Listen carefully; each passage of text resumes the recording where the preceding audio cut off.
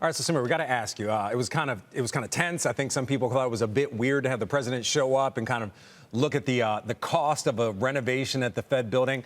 But the fact that the president said he's not really looking to fire Jay Powell right now, does that change some of the wall of worry, as we often call it on Wall Street? Does that resolve some issues?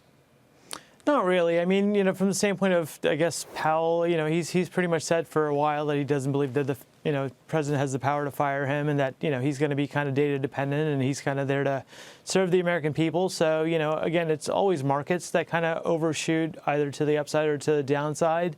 And clearly they've kind of overshot, with respect to rate cuts, given that the economy's on still pretty solid footing, given the fact that tariffs are being delayed or maybe spread out over a longer period of time. So we'll kind of take the under with respect to the number of rate cuts we'll get over the next year. Now, again, the economy doesn't need it, so that's not necessarily a bad thing, but we don't think they cut as much as markets are expecting. Speaking of your outlook over the next year, you have some benchmark targets for Wells Fargo.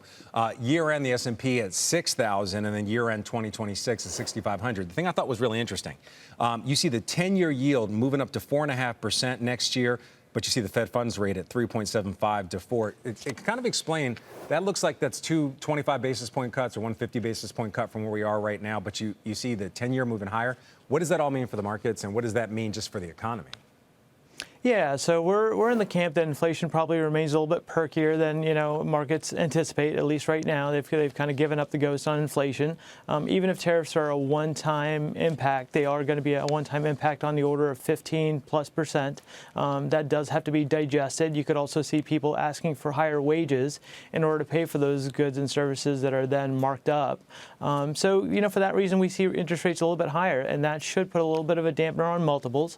That being said, I think it'd be fair to say, the targets have been a little bit of a moving target, no pun intended, from the standpoint of, again, I think we went from almost de minimis tariffs at the start of the year to very high reciprocal tariffs being announced to now something kind of in between. So it's possible